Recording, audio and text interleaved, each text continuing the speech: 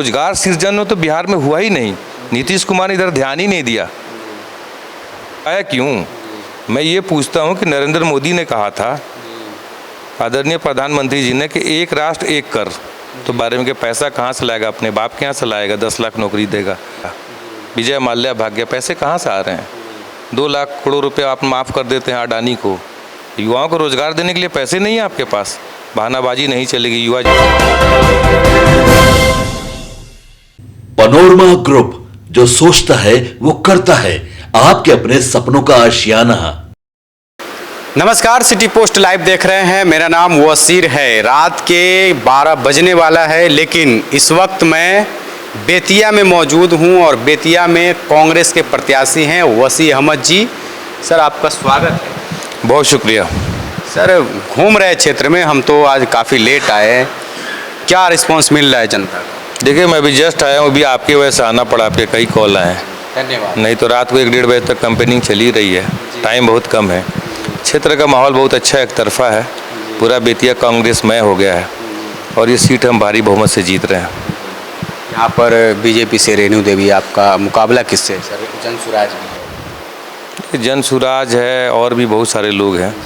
लड़ाई तो इंडिया और एनडीए के बीच में ही है और यही अभी तक तो फील्ड में समझ में आ रहा है और लोगों का रुझान दिख रहा है। लेकिन अंतर बहुत बड़ा होगा जीत का। निसंदेह बहुत बड़े वोट से हम जीतने जा रहे हैं। बड़ी नेता है, डिप्टी सीएम रही हैं। देखिए, डिप्टी सीएम है, लेकिन अभी लोगों का मन उब गया है, क्योंकि लोगों ने उन्हें 5 बार मौका दिया और लगातार वायदे पे वायदे, कभी अपने वायदे पे खरा नहीं उतरी। वो क्षेत्र में विकास नहीं हुआ है और ना ही जनता को मान सम्मान मिल रहा है। जनता में बहुत रोष है, वो पब्लिक में जाती नहीं है और ना ही उनसे कोई मिल पाता है। तो लोगों को एक ऐसा नेता चाहिए जो सहज हो, सरल हो, उपलब्ध हो, हमेशा उनके बीच रहता हो। ये सारी खूबी देख के लोग आज कांग्रेस के साथ हैं, मेरे साथ हैं। अब बने रहते हैं क्षेत्र में हमेशा? हमेशा। इससे पहले मतलब अभी तो चुनाव लड़ रहे हैं, इससे पहले आप एक्टिव थे क्षेत्र में? मैं सोशल लाइफ मेरी अच्छी रही है और मैं बेतिया का रहने वाला हूँ। यहीं पला बढ़ा हूँ, यहीं मेरी तालीम हुई है। मेरा प्राइमरी और सेकेंडरी एजुकेशन यहीं हुआ है। हायर एजुकेशन के लिए मैं अलीगढ़ मुस्लिम यूनिवर्सिटी और दिल्ली जामिया मिलिया इस्लामिया गया और आने के बाद निरंतर मैं पिछले 8-10 सालों से कांग्रेस में बेतिया में बहुत एक्टिव सक्रिय हूँ और मैं बिहार प्रदेश का उपाध्यक्ष हूँ अल्पसंख्यक विभाग में। तो पूरा बिहार मेरा कार्य क्षेत्र है, बेतिया भी उसमें आता है। तो मैं एक्टिव रहा हूँ पूरे ज़िले में। जब भी कोई संगठन का काम हो, कोई जन समस्या हो, तो सड़क पे उतरते हैं हम लोग, लोगों की आवाज़ उठाते हैं, कोशिश करते हैं कि जो जन समस्या है उसका समाधान हो। पढ़े लिखे हैं, शिक्षा भी आपके पास है, एज भी कम है, युवा के कैटेगरी में ही आप आएंगे। राहुल गांधी भी युवा कहते, तो आप भी युवा होंगे ही। तो आगे आपका क्या विज़न होगा? आप जीतेंगे तो बेतिया के लिए क्या करेंगे? शिक्षा का क्षेत्र हो या फिर सोशल लाइफ हो, जैसे इंफ्रास्ट्रक्चर हो, रोड का हो, कैसे करेंगे सर? देखिए, सबसे पहले मैंने वादा किया है बेतिया की जनता को कि उनका मान सम्मान सर्वोपरि है। जिस जनता के वोट से जीत के लोग माननीय कहलाते हैं, उसको सबसे पहले सम्मान चाहिए, उसको सम्मान दीजिए। और विकास करना तो प्राथमिकता है हर जनप्रतिनिधि का, विधायक हो या सांसद हो। चौमुखी विकास करूंगा। यहाँ रोड के हालात खस्ते हाल हैं, नाला नहीं है, ड्रेनेज सिस्टम सही नहीं है। अभी बारिश हुई थी तो 5 दिन तक स्कूल कॉलेजेस सब बंद थे, घरों में लोग बंद हो गए थे, निकलने भी शहरी क्षेत्र में जल जमाव भी ज़्यादा रहता है। यहाँ अभी विडम्बना ये है, किसी शहर में मेयर हैं, किसी शहर में भाजपा के सांसद हैं, भाजपा के विधायक हैं, लेकिन विकास नहीं हो रहा है। तो विकास मेरी प्राथमिकता होगी। युवा बेरोजगार सड़कों पे घूम रहे हैं, युवा रोजगार का बड़ा मुद्दा है। हम युवा रोजगार चाहेंगे। हमारी सरकार का भी वादा है कि 2 करोड़ युवाओं को नौकरी देना है। हमारी सरकार थी तो हमने 15 महीने के अंदर में 10 लाख लोगों को नौकरी दिया था। युवा रोजगार का मुद्दा है, शिक्षा का मुद्दा है। यहाँ बच्चियों के लिए अच्छे कॉलेजेस नहीं हैं, तो गर्ल्स एजुकेशन पे फोकस रहेगा। और उसके बाद किसानों का समस्या यहाँ बड़ा है। किसानों को, गन्ना किसान है या चंपारण गन्ना बहुल क्षेत्र है, तो चंपारण में लोगों को बहुत असुविधा है। किसानों को, उनको सब्सिडी नहीं मिलती है, उनको टाइम पे पेमेंट नहीं होता है, गन्ना को उचित मूल्य नहीं मिल रहा है, मिल मालिकों द्वारा शोषण हो रहा है किसानों को, किसान आत्महत्या करने पे मजबूर हैं, कर्ज में डूब चुके हैं किसान। बहुत सारे मुद्दे हैं, तो इन्हीं सब मुद्दों को लेकर हम आ रहे हैं। भूमिहीनों की बात करते हैं हम, जो भूमिहीन है उनको 5 डिसमिल ज़मीन देना है। ये इंडिया गठबंधन की जो लड़ रहे हैं, हमारा जो मैनिफेस्टो है, भूमिहीनों को 5 डिसमिल ज़मीन देना है, बच्चों जो पढ़ने वाले उनको कंप्यूटर टैबलेट देना है, हर महिला को एक निश्चित सम्मान राशि 2500 रुपये देना प्रति माह, दिव्यांग पेंशन योजना है, हमारे पास 2 लाख रुपए की सहायता राशि है गरीबों के लिए, 25 लाख तक का मुफ्त इलाज है। ये सारी चीज़ें इकट्ठा हम दे रहे हैं। कई चीनी मिलें बंद हो गई है, बीजेपी सरकार वापस आएगी, अमित शाह वादा कर रहे हैं कि सारी चीनी मिल को जो है फिर से चालू किया जाएगा। आप लोगों के लिए क्या? ये तो मोदी जी कह के गए थे पिछले चुनाव में कि अगली चुनाव में आऊँगा तो मोतिहारी चीनी मिल की चीनी से मैं चाय पीऊँगा। उसके बाद चुनाव भी आया, लोकसभा का दूसरा चुनाव भी बीत गया, पता नहीं कब वो उस मोतिहारी चीनी मिल चालू होगा और उसके चीनी का चाय पियेंगे। तो 2014 में बोले थे। 2014 में बोले थे। ये सरकार सिर्फ लफाजी करती है। 15 लाख रुपए हर भारतीय के खाता में आएगा, 2 लाख करोड़ का पैकेज दे रहे थे बिहार वासियों, जाके वहाँ पे सीमांचल में बिहार को सौगात दे रहा हूँ, 50 लाख करोड़ दे दूँ, 50,000 करोड़ दे दूँ, सॉरी 80,000 करोड़ देता हूँ, 1 लाख, चलो 1.25 लाख करोड़ देता हूँ। आज तक 1.25 करोड़ रुपए भी नहीं आया बाढ़ राहत कार्य के लिए सीमांचल में। तो ये वो सरकार है जिनको बस झूठे वादे और मकारी के अलावा कुछ नहीं आता, कुछ भी बोलना है। 1 नेशन 1 टैक्स, क्या हुआ 1 नेशन 1 टैक्स? जब जीएसटी आ रहा था तो कह रहे थे 1 राष्ट्र 1 कर, सारे टैक्सेस हटा लिए गए। आज जनता जीएसटी के मार के नीचे दबी हुई है। आप देखिए कि आम जन जो इंसान है, जो व्यवसायी वर्ग है, तो हुआ जीएसटी कम हुआ है, उसके लिए उसको लेकर के कह रहे हैं कि जीएसटी कम कि आपको सूली पे लटका दिया और थोड़ा सा रस्सी ढीला कर दिया कि थोड़ा सांस ले लो, सूली पे तो लटके हुए हो ही, तो ये चुनावी फिर जीएसटी लगाया क्यों? मैं ये पूछता हूँ कि नरेंद्र मोदी ने कहा था, आदरणीय प्रधानमंत्री जी ने, कि 1 राष्ट्र 1 कर, तो बाकी कर अभी तक क्यों है? जीएसटी भी लोग दे रहा है, इनकम टैक्स भी लोग दे रहा है, सारे इंक्लूसिव टैक्सेस हम दे रहे हैं, तो फिर क्या है? मतलब क्या है 1 नेशन 1 टैक्स का? तो व्यवसायियों का शोषण हो रहा है, किसानों का शोषण हो रहा है, छात्रों का हो रहा है, युवा बेरोजगार सड़क पे घूम रहे हैं, किसान बदहाल हैं, चारों तरफ त्राहिमाम है जनता, हर तरफ परेशान है लोग। इसलिए इस बार बिहार के लोगों ने ठाना है कि एनडीए गठबंधन का सफाया करना है, सत्ता परिवर्तन हो के रहेगा। एक और सवाल है मेरा, आपने कहा कि वो 2 करोड़ रोजगार की बात करके सत्ता में आए थे, आप लोग भी बहुत ज़्यादा इस पर वादा कर रहे हैं, घर घर नौकरी कह रहे हैं वो लोग कि कहाँ से पैसा आएगा। आज ही अमित शाह ने एक कॉन्क्लेव में बोला है कि कहाँ से पैसा आएगा, 12 लाख करोड़। ये बात बिहार के जो मुख्यमंत्री हैं नीतीश कुमार जी, वो भी एक बार बोले थे भावी मुख्यमंत्री उनके तेजस्वी यादव के बारे में कि पैसा कहाँ से लाएगा, अपने बाप के यहाँ से लाएगा, 10 लाख नौकरी देगा। उन्होंने नौकरी दिया और पेमेंट भी लोग उठा रहे हैं। अगर दृढ़ संकल्प है और सोच है तो सब चीज़ मुमकिन है। लाखों करोड़ रुपया लोग लेके यहाँ देश से फरार हो रहे हैं। नीरव मोदी भाग गया, विजय माल्या भाग गया, पैसे कहाँ से आ रहे हैं?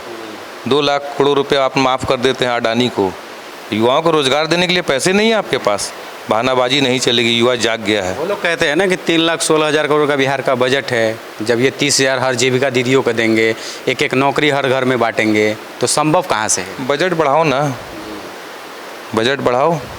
दूसरी चीज़ है कि ये जो चुनावी वादे लफाजी और ये 10,000 रुपये जीविका दीदियों को देंगे, तो इतना भी सरकार नहीं कह पाई कि हर महीने देंगे। आप वोट खरीदना चाहते हैं, वोट चोरी पकड़ी गई तो वोट खरीदने पा गए हैं कि 10,000 रुपये महिलाओं को दे दो, लेकिन कब तक दोगे? इतने दिन से कहाँ सोए हुए थे नीतीश कुमार? 20 साल से नीतीश कुमार का राज यहाँ पे। थोड़ा थोड़ा अगर उनका बढ़ा होता 5-5% का इंक्रीमेंट, तो 10,000 से ज़्यादा मानदेय होता उनका। मानदेय क्यों नहीं बढ़ाया 20 साल से? चुनाव में याद क्यों आ रहा है? तो ये जो सरकार है ना, ये लफाजी की सरकार है। आपको बता दूं कि हम लोग जो वायदे कर रहे हैं वो वायदे हम लोग निभाएंगे। जननायक आदरणीय राहुल गांधी ने कहा था कि अगर हमारी सरकार आती है तेलंगाना में, तो हम जो भी योजनाएं थे, महिलाओं को सम्मान राशि देना देंगे, तो हम मिल रहा है। कर्नाटक में हमारी गवर्नमेंट आएगी तो हर महिला के खाते में हम 1,500 देंगे, मिल रहा है। झारखंड में हमने वायदा किया था, सारे वायदे हम पूरा कर रहे हैं। तो कह रहे हैं कि वादा करके बंद कर दे रही है। बिल्कुल नहीं। आप कर्नाटका, हिमाचल प्रदेश, तेलंगाना, झारखंड, आप जहाँ भी देखेंगे हमारे जो भी मैनिफेस्टो थे, जो भी चुनावी वादे थे, हमने उसको निभाया है। क्योंकि हमारे लिए जनता को किया गया वादा सिर्फ चुनावी वादा नहीं है। इंडिया गठबंधन, जननायक आदरणीय राहुल गांधी और तेजस्वी यादव जो भी वादा किए हैं उस पर जनता आंख मूंद के विश्वास कर रही है, इसलिए कि हमने पहले जो वायदे किए वो निभाए हैं। इन्होंने तो आज तक कोई वायदे नहीं निभाए हैं। जो भारतीय जनता पार्टी के लोग हैं, केंद्र में सरकार है और बिहार में उनकी गठबंधन की सरकार है, आज तक कोई वायदे नहीं निभाए हैं इन लोग। तो ये जनता समझ चुकी है कि कौन वायदा निभाने वाला, कौन लफाजी करने वाला है। पलायन को लेकर के काफ़ी बात हो रही है। आप पढ़े लिखे हैं, ज़्यादातर लोग यहाँ से काम की तलाश में पलायन करते हैं, लेकिन पढ़ने के लिए यानी शिक्षा के लिए भी दूसरे अदर स्टेट में जाते हैं, तो उसके लिए क्या कुछ होना चाहिए? देखिए, पलायन एक बहुत बड़ा मुद्दा है और समाज में कैंसर की तरह है। रोजगार सृजन किया नहीं नीतीश कुमार ने। 20 सालों के राज में नीतीश ने कोई ऐसा काम नहीं किया जिससे रोजगार का सृजन हो, युवाओं को यहाँ रोजगार मिले, मजदूर पलायन करके बाहर दिहाड़ी करने पे मजबूर नहीं हो। आपको पता है, एक मजदूर जो दिल्ली या पंजाब में दिहाड़ी करने जाता है तो उसको क्या मिलता है? दिहाड़ी के पैसे मिलते हैं। उसी में उसको रहना है, उसी में उसको खाना है, ट्रेन की टिकट है, अपने बीवी बच्चों से दूर हो जाता है, कोई सुविधा नहीं मिलती है, जानवर जैसी ज़िंदगी गुजार रहा है बाहर जाके। अगर यहाँ पे उसको अगर नौकरी मिलती है, काम मिलता है, फैक्ट्री लगेंगे, रोज़गार सृजन होगा, अपने परिवार के साथ खुशहाली से रह के वो अपने अच्छी से ज़िंदगी गुजारेगा। एटलीस्ट उसका ट्रेन का आने जाने का किराया, उसका घर का किराया, उसका रहने का, खाने का सब बचेगा। तो रोज़गार सृजन तो बिहार में हुआ ही नहीं। नीतीश कुमार ने इधर ध्यान ही नहीं दिया। मोदी जी के गोद में बैठे नीतीश कुमार को सिर्फ कुर्सी प्यारी है। वो कुर्सी के लिए कभी इधर कभी उधर होते रहें, ये पूरी बिहार जानती है, पूरे हिंदुस्तान का जनता जानता है। उनको सिर्फ प्यार अपनी कुर्सी से, उनको ना यहाँ युवाओं से प्यार है, ना युवाओं के रोजगार से। आप लोग भी तो साथ देते हैं, जब वो मौका मिलता है इधर आ जाते हैं, आप लोग भी साथ चले जाते हैं, सरकार बना लेते हैं। देखिए, होता क्या है कि कभी कभी मौका आदमी देता है। वो हर बार इस वायदे के साथ आए हैं यहाँ पर कि अब मेरा जो आत्मग्लानि फील कर रहा हूँ, मेरा आत्मा कहता है कि नहीं, मैं गलत के साथ था और मुझे अब इधर होना चाहिए, अब मैं इधर रहूँगा और मैं सांप्रदायिक ताकतों के खिलाफ रहूँगा। तो हम स्वागत करते हैं, क्योंकि ये हिंदुस्तान है, यहाँ पे लोकतंत्र है। इसकी खूबसूरती यही है कि बहुत सारे दल हैं, सर्वदलीय यहाँ पे लोकतंत्र है। तो उसमें कभी अलायंस भी करना होता है और एक विचारधारा के लोग जब आते हैं तो उनके साथ भी रहना होता है। तो नीतीश कुमार का कोई विचारधारा नहीं है, दिक्कत यही है, उनका कोई अपना विचारधारा नहीं है। तो इसीलिए सहज हो के कभी इधर चले जाते हैं, कभी उधर आ जाते हैं। जब भी आते हैं तो ये वायदे के साथ कि हम यहाँ रहेंगे, लेकिन फिर उनका मन पलट जाता है। एक बिहार में एक लोक गान बहुत फेमस हुआ, तो उन्हीं पर था कि छन छन बदले तोरे मिजाज रजऊ, धोखेबाज रजऊ। नेता बोलते हैं इमरान प्रताप, नेता इमरान प्रतापगढ़ी ने कहा था पटना एयरपोर्ट पे।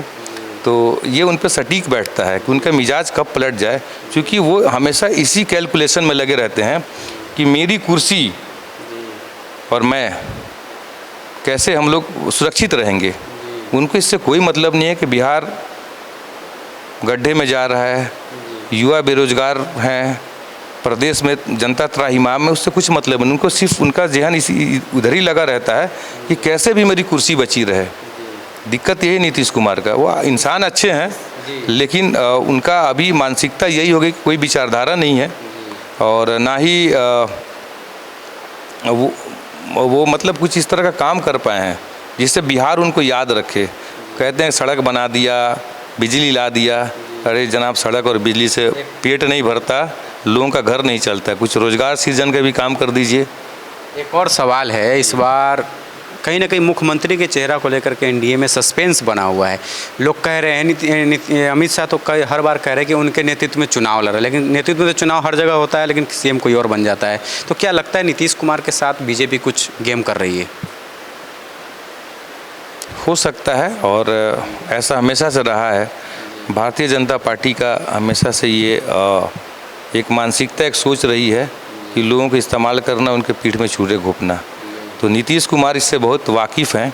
इसीलिए नीतीश कुमार को जब लगता है कि मेरे पीठ में छुरा घोंपने वाला, भाग के इधर चले आते हैं। भाई भी इनके बड़े भाई हैं, भतीजा है इनके, आते हैं इधर, और फिर इधर से जब उधर से आश्वासन आता है कि नहीं आप इधर हैं, ठीक हैं, आइए, तो फिर उधर जाते हैं। तो नीतीश कुमार सिर्फ अपने को एक सेफ जोन में रहने के लिए दोनों तरफ पलड़ा बदलते रहते हैं। लेकिन अभी हम लोगों ने सोच लिया है, इंडिया अलायंस ने, कि अब नीतीश कुमार के लिए हमारे पास कोई जगह नहीं है। और एक आखिरी सवाल है, बेतिया में अभी आप घूम रहे हैं, अभी सभाएं होनी हैं, राहुल गांधी आएंगे, क्या प्रियंका गांधी आएंगी, ये सब आएंगी यहाँ पे चुनाव प्रचार के लिए? जी निसंदेह सब आ रहे हैं। 4 तारीख को राज्यसभा सांसद सह अल्पसंख्यक कांग्रेस के राष्ट्रीय चेयरमैन जनाब इमरान प्रतापगढ़ी आ रहे हैं। सांसद दीदी प्रियंका गांधी का भी यहाँ प्रोग्राम लगने वाला है, कंफर्मेशन आ जाएगा जल्द। यादव भी आएंगे। तेजस्वी यादव, मुकेश सहनी भी आ रहे हैं, तो सारे स्टार प्रचारक आ रहे हैं यहाँ पर लगभग। जी डिप्टी सीएम का एक मामला चल रहा है, लगता नहीं है कि पहले डिप्टी सीएम, यानी हर जगह आवाज़ उठ रहा है कि 2% जिसकी आबादी है उनको डिप्टी सीएम अनाउंस कर दिया गया। अभी तक अल्पसंख्यक समुदाय से किसी को कुछ यानी कि वैसा भरोसा नहीं दिया गया। देखिए, हम लोग सामाजिक न्याय वाले लोग हैं। इंडिया गठबंधन जो है सामाजिक न्याय की पार्टी है, उसके पक्षधर हैं। आप देखेंगे अभी इंडिया गठबंधन में सामाजिक न्याय के सारे लोग एक साथ में हैं। मुस्लिम भी हैं, यादव हैं, दलित हैं, सहनी भी हैं, ओबीसी ईबीसी सब आते हैं, ताती तत्वा दास सब हैं, लेफ्ट वाले भी हैं। तो एक संगम है। आईपी गुप्ता जुड़े हैं विचारधारक है जी, आईपी गुप्ता हमारे साथ हैं। तो हम लोग सामाजिक न्याय की बात करने वाले हैं। तो डिप्टी सीएम अगर दे रहे हैं कि ईबीसी को, तो अच्छी बात है ना। वक्त पड़ेगा तो माइनॉरिटी को भी क्यों नहीं चाहेंगे कि वसीम अहमद खान को बना दे डिप्टी सीएम? देखिए, ये मेरा निर्णय नहीं है, ये तो पार्टी निर्णय करेगी कि किसको बनाना है, माइनॉरिटी में क्या करना है, ये बात की बात है। लेकिन हमारे अंदर कोई कन्फ्यूज़न नहीं है, इंडिया गठबंधन में कोई कन्फ्यूज़न नहीं है। अगर वक्त आता है, ज़रूरत पड़ेगी तो माइनॉरिटी को भी प्रमोट किया जाएगा।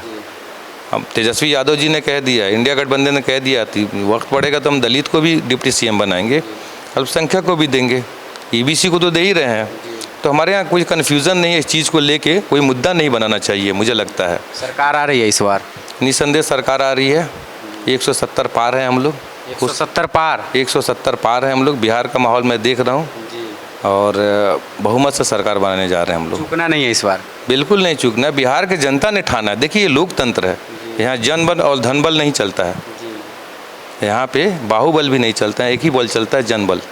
चल तो रहा है अभी क्या चुनावी क्षेत्र में सब घूम रहे हैं, मर्डर हो रहा है, क्या हो रहा है ये बिहार में? यही तो विडम्बना है कि नीतीश कुमार सुशासन का ढोल पीटते हैं, जंगल राज का संज्ञा देते हैं। लालू जी का जो दौर शासन काल रहा, सबसे बड़ा भयावह जंगल राज तो नीतीश कुमार बनाए हुए हैं। दिन दहाड़े पटना में व्यवसायी की हत्या होती है, खेमका की।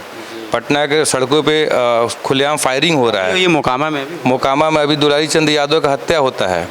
सरकार कहाँ सो रही है? केंद्र में उनकी सरकार है, बिहार में उनकी सरकार है, लॉ एंड ऑर्डर फेल है, अघोषित आपातकाल है देश में। यह है भारतीय जनता पार्टी का सुशासन का मॉडल, नीतीश कुमार का सुशासन का मॉडल। ऐसा सुशासन नहीं चाहिए जनता को। मोदी जी फिर से जंगल राज की याद दिलाएंगे, पटना में रोड शो कर रहे हैं। जनता समझ चुकी है, उनको जो कहना कहें। अब उनके लफाजी में जनता नहीं आने वाली है। जनता समझ चुकी है कि यहाँ अफसरशाही बेलगाम है, यहाँ अपराध बेलगाम है, यहाँ भ्रष्टाचार बेलगाम है, यहाँ झूठे जुमलेबाजी हो रही है, युवा बेरोजगार है। जनता सब समझ चुकी है। इस बार वोट के चोट से जनता जवाब देगी और एनडीए का सुपड़ा साफ होने वाला बिहार। सवाल है, बेतिया में क्या आप जो आरोप लगा रहे हैं भ्रष्टाचार हो, चाहे भी कोई दफ्तर में चले जाओ, भ्रष्टाचार की आप लोग बात करते हैं, आपके आने के बाद क्या ये सब नहीं चलेगा? बिल्कुल नहीं। मैंने लोगों से वादा किया है कि मैं अगर जनप्रतिनिधि बनता हूँ, जनता मुझे चुनती है, मैं सबसे पहले ये अफसरशाही, दलाली, ब्लॉक से लेकर थाने तक जो भ्रष्टाचार फैला है उस पर लगाम लगा दूंगा। चलिए, तो बहुत बहुत शुक्रिया सर आपका।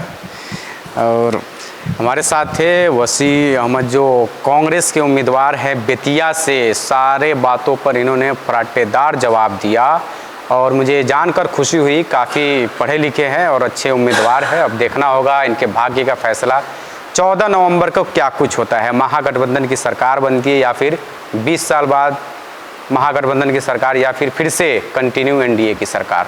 आपकी राय क्या है? हमें कमेंट सेक्शन में ज़रूर बताएं। धन्यवाद।